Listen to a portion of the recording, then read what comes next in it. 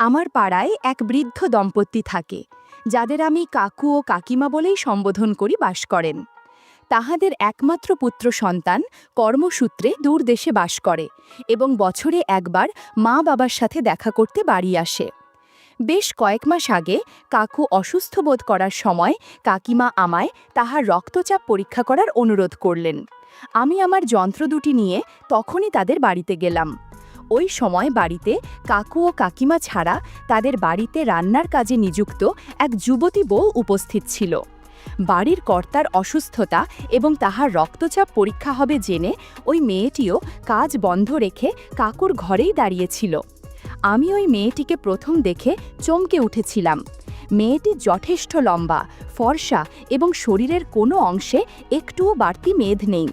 মেয়েটি যথেষ্টই সুন্দরী, যেটা ওদের সমাজে সহজে দেখাই যায় না। মেয়েটি সালোয়ার কুর্তা পরিহিতা আর একটা নেটের ওড়না জড়ানো, যার ভেতর দিয়ে অনেক কিছুর উপস্থিতি জানান দিচ্ছিল। সব মিলিয়ে মেয়েটির নিজস্ব একটি আকর্ষণ ছিল এবং সে যেন ঘরটিকে আলো করে রেখেছিল। কাকিমা ভাবছিল আমি বোধহয় মেয়েটির সৌন্দর্য ও নবযৌবন দেখে তাকে তাদেরই কোনো নিকট আত্মীয় মনে করেছি। তাই তিনি মেয়েটির সাথে আমার আলাপ করিয়ে দেবার জন্য বললেন, এ রূপশ্রী আমাদের বাড়িতে রান্নার কাজে নিযুক্ত। রূপশ্রী খুব ভালো মেয়ে, ওর ৮ বছরের একটি ছেলে আছে।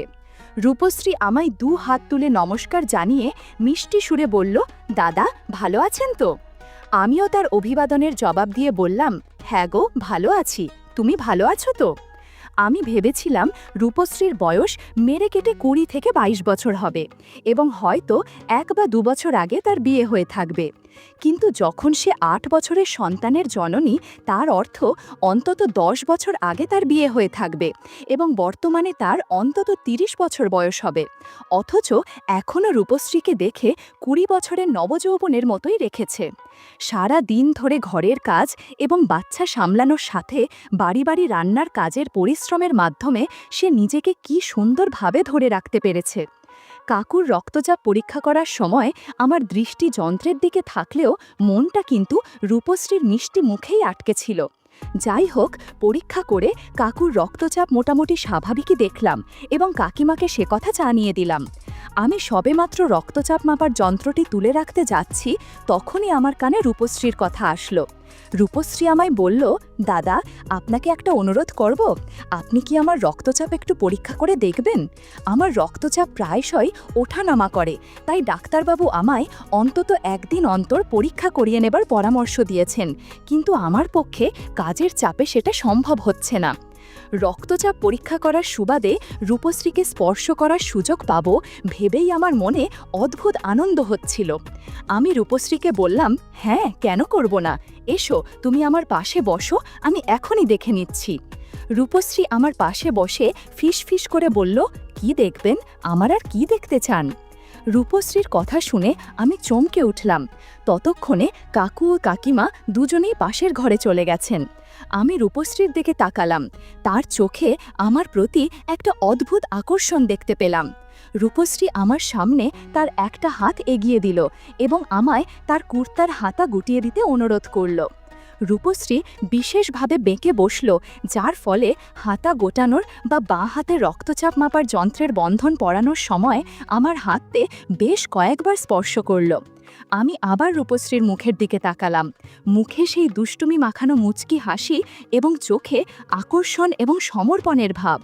সে আবার মুচকি হাসি দিয়ে আমায় ফিসফিস করে জিজ্ঞেস করল, হাত দিতে কেমন লাগলো, ভালো লেগেছে, জিনিসটা পছন্দ হয়েছে? আমিও মুচকি হেসে বললাম, খুব ভালো লেগেছে, এটা খুবই সুন্দর। এই বলে আমি স্টেথোস্কোপটা কানে লাগিয়ে পর্যবেক্ষণ করতে লাগলাম।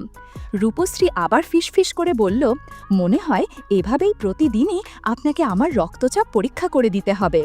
আমি সাথে সাথেই বললাম, হ্যাঁ তাতে আমি ১০০ বার রাজি, তবে এখানে নয়, তুমি প্রতিদিন এই সময় আমার বাড়িতে চলে এসো, আমি তোমার রক্তচাপ দেখে দেব। আমি প্রতিদিন ওই সময়ই রূপশ্রীকে আসতে বলেছিলাম, কারণ ওই সময় আমার স্ত্রী শিক্ষকতা করার জন্য বাড়িতে থাকে না এবং আমি একলাই থাকি। আমি রূপশ্রীর রক্তচাপ পরীক্ষা করে দেখলাম মোটামুটি ঠিকই ছিল। রূপশ্রীকে সে কথা জানিয়ে দিতে সে মুচকি হাসির সাথে আসছি, আগামীকাল আপনারই বাড়িতে আবার দেখা হবে বলে রান্নার কাজ করতে চলে গেল। পরের দিন রূপশ্রী ঠিক সময়ে আমার বাড়িতে আসলো। আমি বাড়িতে একাই ছিলাম, তাই সাথে সাথেই তাকে আমার ঘরে ঢুকিয়ে নিয়ে সদর দরজা বন্ধ করে দিলাম। সেদিন রূপশ্রীকে ভীষণ সুন্দর দেখাচ্ছিল। খোলা ঘন কালো চুল, চোখের কোলে খুবই সরু কাজলের লাইন, পরনে ছিল লেগিংস আর কুর্তি আর একটা ওড়না। তার ফর্সা হাত ও পায়ের আঙুলের নখগুলি সুন্দরভাবে ট্রিম করা এবং খয়েরি নেলপালিশ লাগানো। আমি রক্তচাপ মাপার যন্ত্রটি খুলে ওর হাতে বাঁধছিলাম আর পরীক্ষা করছিলাম। রূপশ্রী মুচকি হেসে বলল, দাদা, ওইভাবে চাপ দিলে তো আমার রক্তচাপ আরও বেড়ে যাবে। আমিও মুচকি হেসে বললাম, সমস্যা নেই, আমি ঠিক করে দিব। রূপশ্রী আমার কথার জবাবে মুচকি হেসে বলল, হ্যাঁ, সেটা আমি টের পাচ্ছি। আমি দেখলাম রূপশ্রীর রক্তচাপ ঠিকই আছে, গতকালও তো রক্তচাপ ঠিকই ছিল। আমি তাকে এই কথা জানাতে সে হেসে বলল, ঠিক আছে দাদা, আমি আগামীকাল আবার এই সময় রক্তচাপ পরীক্ষা করাতে আসব। এই বলে রূপশ্রী ওই দিন চলে গেল। পরের দিন সকালে রূপশ্রী আবার আমার বাড়িতে এলো। সেদিন তার পরনে ছিল লেহেঙ্গা। আমি জীবনে এই প্রথমবার কোনো লেহেঙ্গা পরিহিতা কাজের মেয়েকে রান্নার কাজে আসতে দেখলাম। কেমন যেন মনে হলো।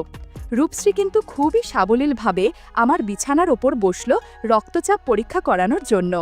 আমি আগের দিনের মতোই তার পরীক্ষা করলাম। রূপশ্রী হেসে বলল, দাদা, আপনি যা করছেন তাতে তো আপনারও রক্তচাপ বেড়ে যাচ্ছে।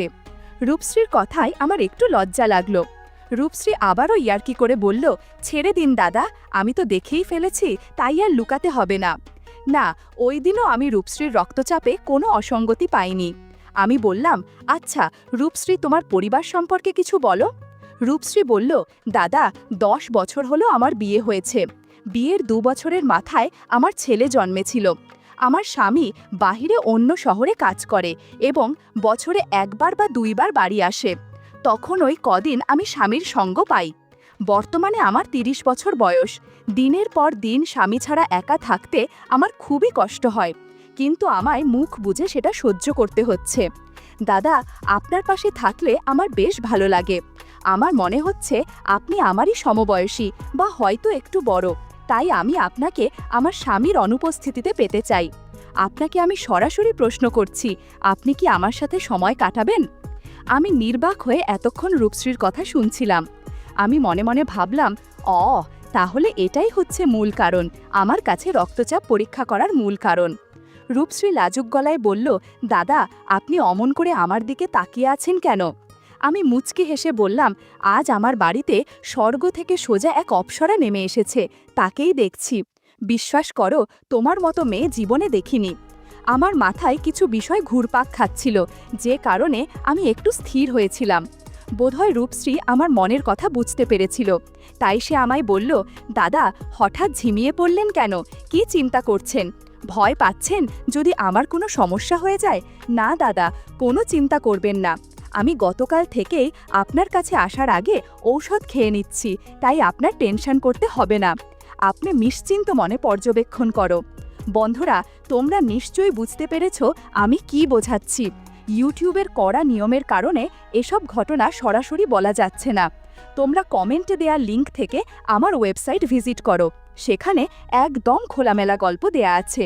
প্রায় 20 মিনিট ধরে রূপশ্রীকে পর্যবেক্ষণ করেছি। আমি সে কথা জানাতেই রূপশ্রী বলল, হ্যাঁ দাদা, আপনি অনেক পরিশ্রম করেছেন, আজকের মতো এ পর্যন্তই থাক।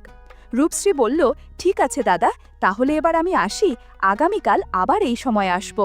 পরের দিন রূপশ্রী ঠিক সময় আমার বাড়িতে এলো। আজ রূপশ্রী শাড়ি পরে এসেছে এবং এই পোশাকেও তাকে ভীষণ সুন্দর লাগছে। রূপশ্রী মুচকি হেসে বলল, দাদা, ভালো আছেন তো? রাতে ঘুমিয়েছিলেন তো, নাকি আমার কথা ভেবে জেগেই রাত কাটিয়ে দিয়েছিলেন? আমি শুধু হ্যাঁ আর হুম বলে উত্তর দিলাম। আগের দিনের মতোই আমি ওর পর্যবেক্ষণ করতে লাগলাম। বাড়িতে আমার স্ত্রী না থাকায় বেশ সুবিধা হচ্ছিল। এদিকে রূপশ্রীও সময় কাটানোর জন্য আমার মতো একজন ডাক্তার পেয়েছে, যে তার স্বামীর উপস্থিতি বুঝতে দেয় না। দিনের পর দিন এভাবেই চলতে থাকে পর্যবেক্ষণের কাজ। বন্ধুরা, ইউটিউবের গল্পগুলো শুনে মজা না পেলে আমার ওয়েবসাইটে দেয়া গল্পগুলো শুনতে পারো। সেখানে প্রতিদিন খোলামেলা গল্প আপলোড করা হয়। কমেন্টে ওয়েবসাইটের লিংক দেয়া আছে।